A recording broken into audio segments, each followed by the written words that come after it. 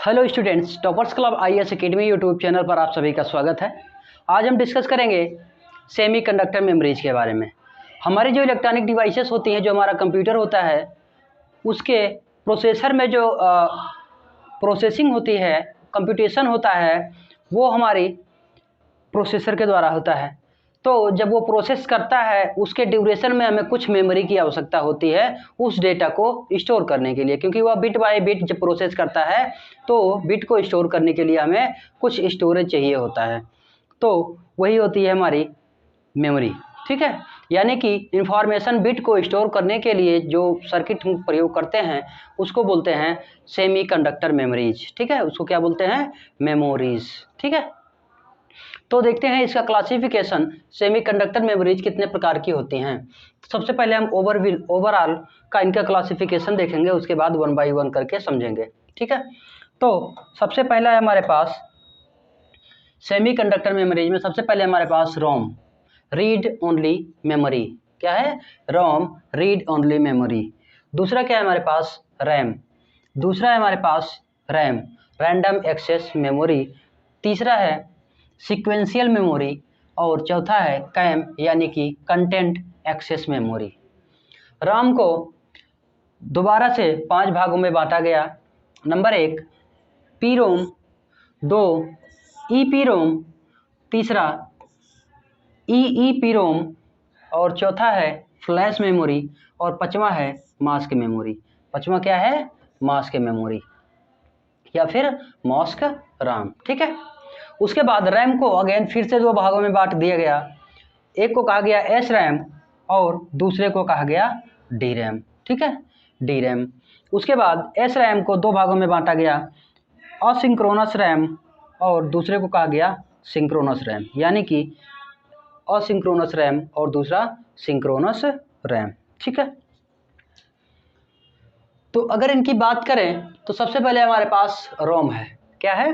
रोम है। रोम का पूरा नाम क्या है? रोम है हमारे पास रोम।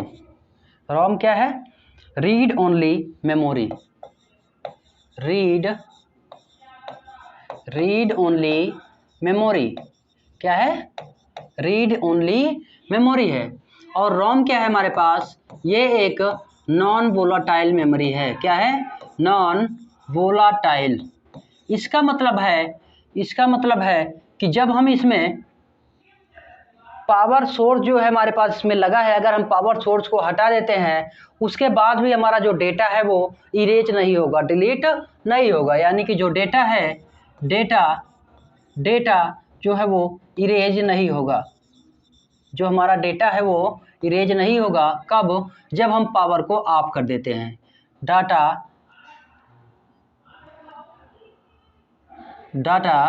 Does not erase. जब पावर क्या करते हैं? पावर को ऑफ कर देते हैं। यानी कि ये वह मेमोरी है जिसमें अगर हम पावर को ऑफ कर दें तो हमारा जो डेटा है वो इरेज नहीं होता है, वो एज इट इज उसमें सेव रहता है। यही है हमारी रोम। क्या है? रोम, रीड ओनली मेमोरी, यानी कि नॉन वोलेटाइल मेमोरी, जिसमें हमारे पास अगर हम पावर को ऑफ कर देंगे तब भी उसमें का डेटा जो है वो डिलीट नहीं होगा, ठीक है। उसके बाद इसमें डिवीजन में बात करते हैं तो सबसे पहला हमारे पास पी रोम। पहला है हमारे पास क्या? P ROM. पहला है हमारे पास P ROM. P ROM. P ROM का मतलब है programmable read only memory. Programmable read only memory. Programmable read only memory. यहाँ पे एक बार लिखा गया इसलिए मैं आगे इसका शॉर्ट नाम यूज करूँगा, ठीक है। तो प्रोम का नाम है programmable read only memory.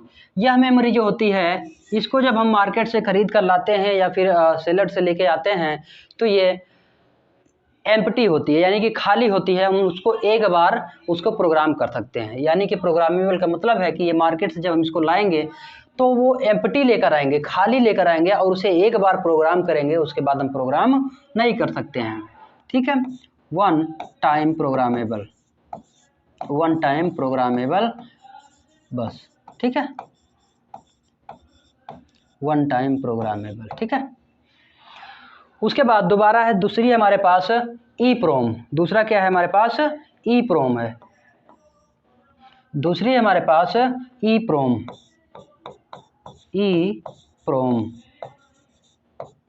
EEPROM इसका मतलब है erasable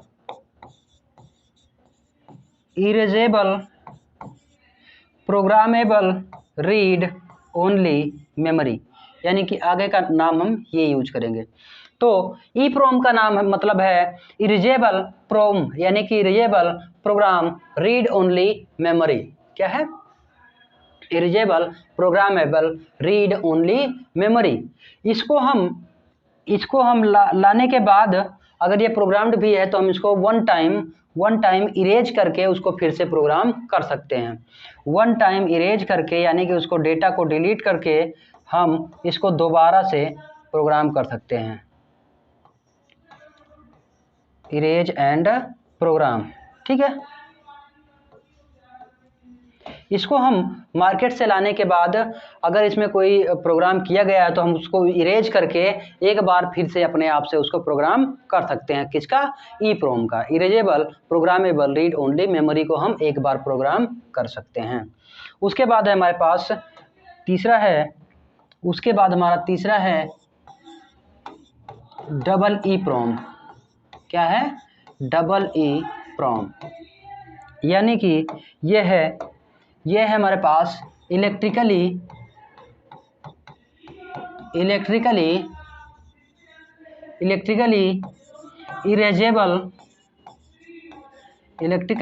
erasable programmable read only memory. EEPROM का मतलब होता है electrically erasable programmable read only memory. इसका मतलब है कि हम इसमें वोल्टेज अप्लाई करके हम इसको इरेज कर सकते हैं। वो भी कैसे? वो भी बिट बाय बिट।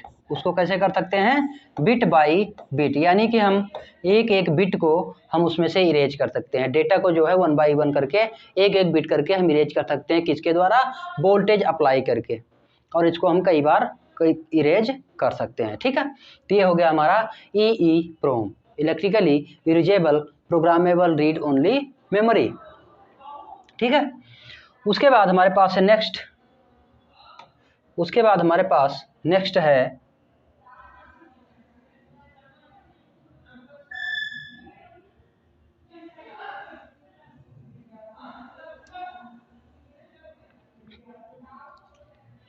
उसके बाद नेक्स्ट है हमारे पास, नेक्स्ट क्या है? फ्लैश मेमोरी और मास्क मेमोरी। उसके बाद हमारे पास है फ्लैश मेमोरी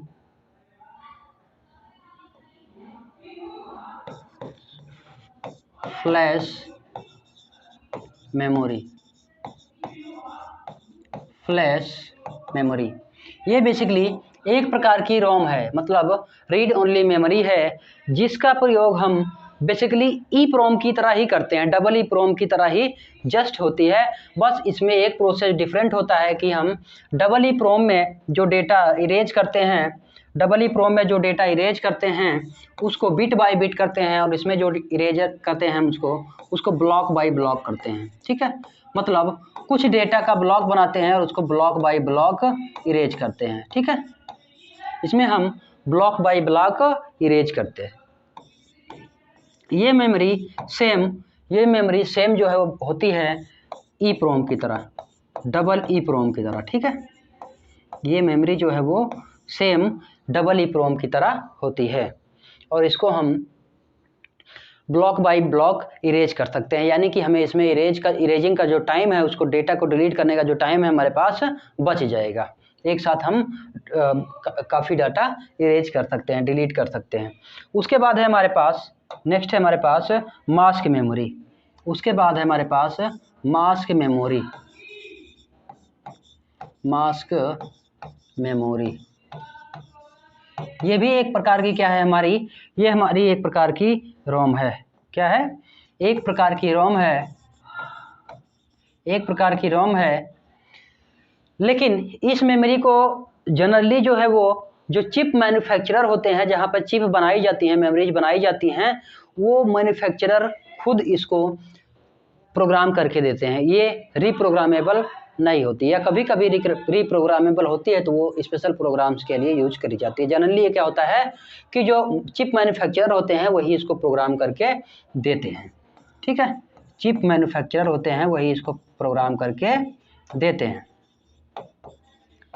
चिप मैन्युफैक्चरर के द्वारा प्रोग्राम होती है। ठीक है, और बेसिकली इसका जो नाम है मास्क मेमोरी, ये इसके बनावट के आधार पर, यानी कि जब इसको बनाने के लिए जो प्रोसेस यूज करा जाता है मास्किंग, उसी के बेसिस पे इसका नाम रख दिया गया है मास्क मेमोरी। ठीक है, ये प्रोसेस यूज किया जाता है मास्किंग का। ठीक है, किसका? मास्किंग का।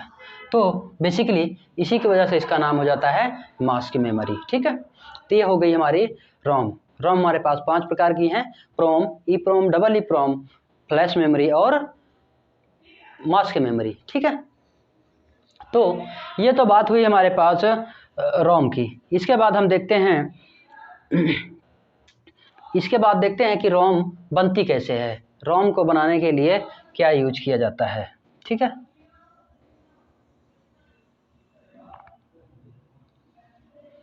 रोम का जो कंस्ट्रक्शन होता है वो क्या होता है, रोम बनती कैसे है। ठीक है, तो रोम को बनाने के लिए हमें बेसिकली 2 चीज़ें प्रयोग करी जाती हैं। रोम को बनाने के लिए हमें 2 चीज़ें प्रयोग करी जाती हैं। एक होता है डिकोडर प्लस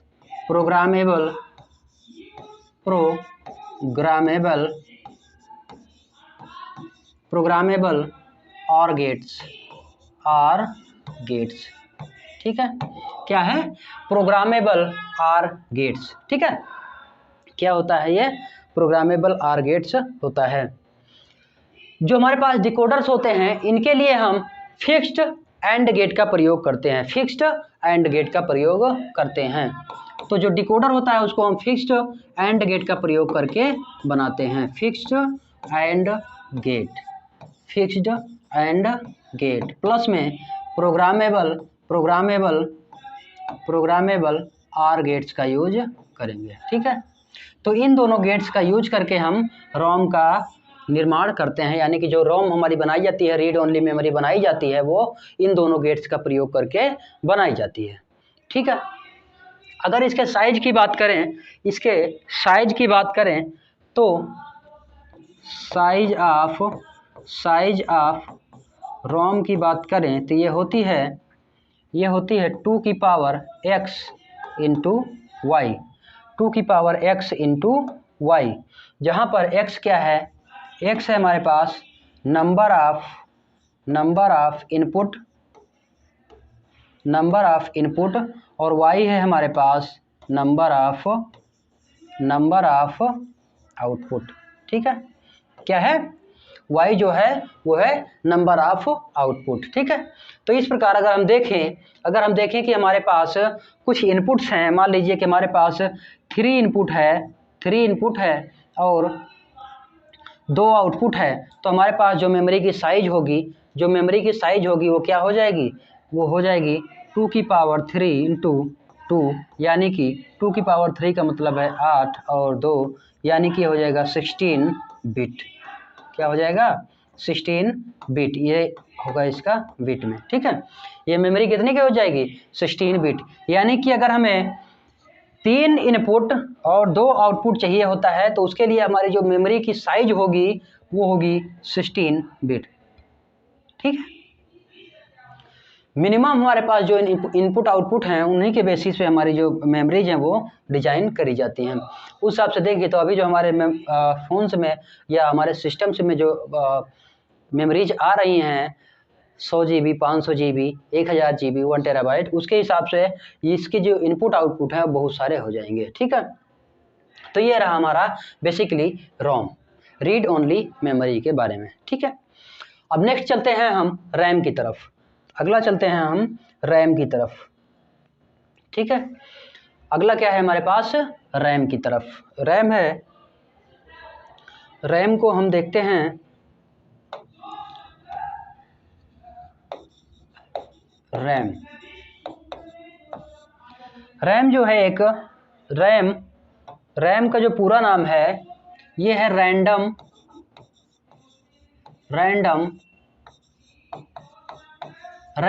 एक्सेस मेमोरी।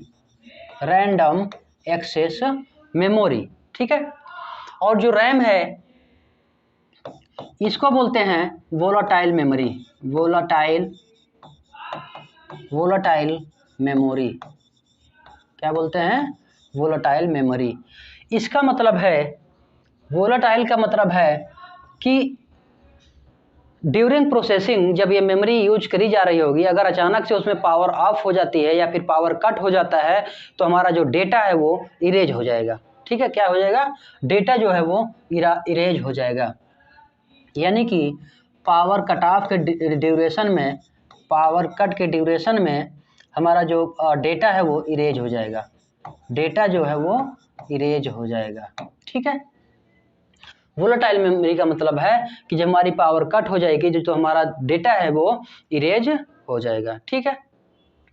अब हम बात करें रैम की, तो रैम जो है हमारे पास दो प्रकार की हैं। रैम जो है हमारे पास दो प्रकार की हैं। सबसे पहले हमारे पास एस रैम, ठीक है, एस रैम। दूसरी है हमारे पास, दूसरी है डी रैम। दूसरी है हमारे पास डी रैम, ठीक है। दूसरी है डी रैम। जो एस रैम है इसको बोलते हैं स्टैटिक रैम। स्टैटिक रैम इसको बोलते हैं स्टैटिक रैम या फिर static random access memory. Static random access memory, ठीक है। जो एस रैम होती है ये फ्लिप फ्लॉप से मिलके बनी होती है। किससे? फ्लिप फ्लॉप से मिलके बनी होती है। ये बनी होती है फ्लिप फ्लॉप से मिलके या मिलाकर, फ्लिप फ्लॉप से मिलाकर बनाते हैं, ठीक है। और इसमें जो डेटा होता है वो 1 बिट स्टोर करता है। एक फ्लिप फ्लॉप में 1 बिट डेटा स्टोर होता है, तो उसके बेसिस पे हम जो रैम बनाएंगे उसमें बहुत सारे नंबर ऑफ फ्लिप फ्लॉप्स लगेंगे, ठीक है। 1 बिट डेटा को ये स्टोर करता है, 1 बिट डेटा को ये स्टोर करता है, ठीक है। 1 बिट डेटा को ये स्टोर करता है। जो हमारी एस रैम है ये एक्सपेंसिव होती है, बहुत एक्सपेंसिव होती है। क्या होती है? ये बहुत एक्सपेंसिव होती है क्योंकि इसकी जो कॉम्प्लेक्सिटी होती है ये थोड़ी सी हाई होती है, ठीक है। और इसका एक खास बात और है कि ये फास्टर होती है। मतलब जो हमारी डी रैम है उससे फास्टर होती है, यानी कि ये तेज काम करती है क्योंकि ये फ्लिप फ्लॉप पे बेस्ड होती है, ठीक है। तो ये इसकी 4 विशेषताएं हैं। उसके बाद जो एस रैम है वो हमारे पास 2 भागों में डिवाइड कर दी जाती है। एस रैम को हम 2 भागों में डिवाइड कर देते हैं। पहला है हमारे पास, पहला है असिंक्रोनस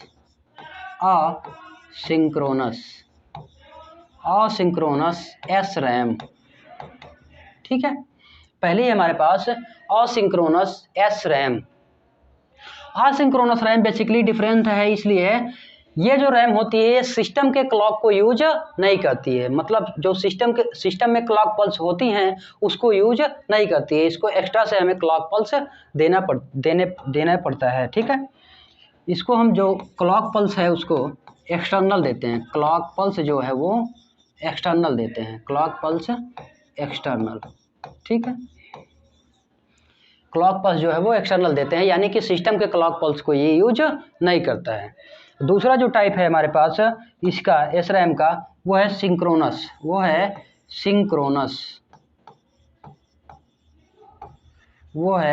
सिंक्रोनस एस रैम, वो है सिंक्रोनस एस रैम। ये जो है वो सिस्टम के क्लॉक पल्स को यूज करता है। ये सिस्टम के क्लॉक पल्स को यूज करता है, यानी कि कंप्यूटर के हमारे सिस्टम के क्लॉक पल्स को यूज करता है, सिस्टम क्लॉक पल्स, ठीक है। ये जो है हमारे सिस्टम के क्लॉक पल्स को यूज करता है, ठीक है। तो ये हो गई हमारी S RAM, static random access memory, ठीक है। अगला बात करते हैं, हमारे पास है डी रैम। डी रैम का मतलब है डायनेमिक डी रैम का मतलब है dynamic random access memory, random access memory. ठीक है, क्या है? डायनेमिक रैंडम एक्सेस मेमोरी है।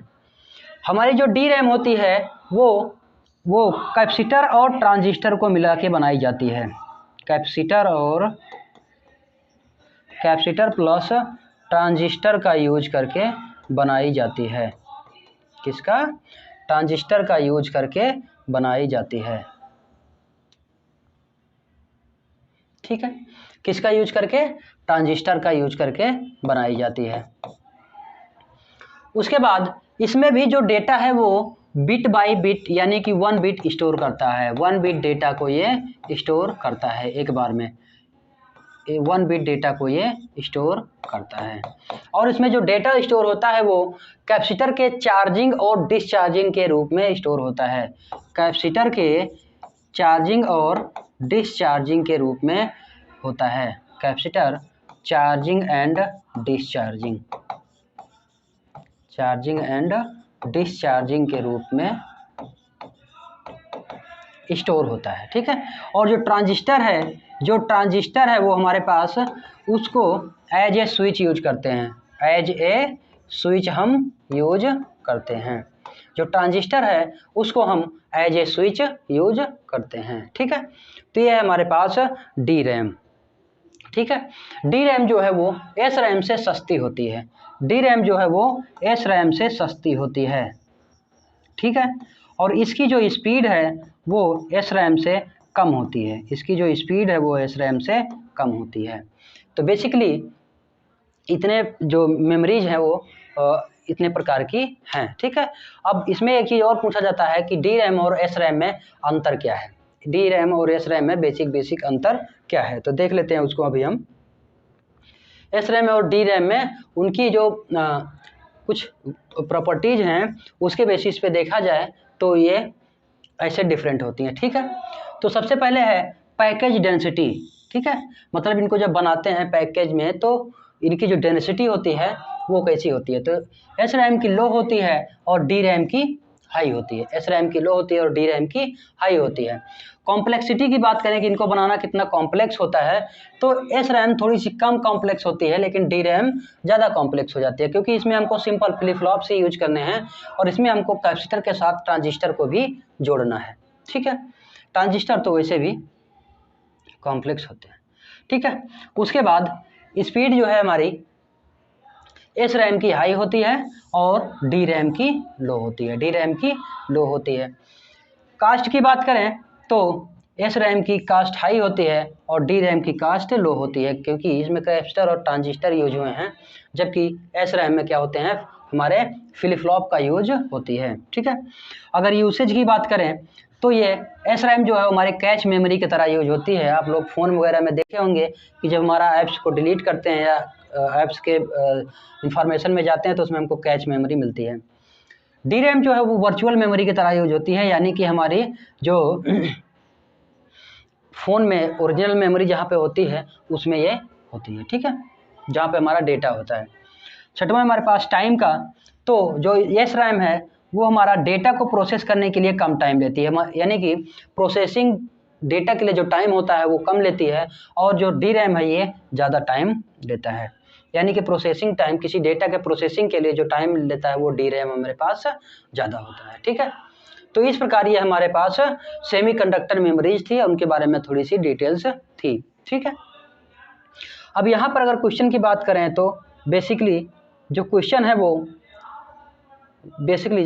वो इस तरह से पूछे जाते हैं कि हमारा जो सिंक्रोनस रैम है वो किस टाइप की मेमोरी है, तो हम कहेंगे ये रैम टाइप की मेमोरी है। ऑप्शन में देगा कि जो सिंक्रोनस रैम है या फिर जो सिंक्रोनस मेमोरी होती है वो किस टाइप की मेमोरी है, रोम है या फिर रैम है, ये वोलाटाइल है या नॉन वोलाटाइल है पूछेगा।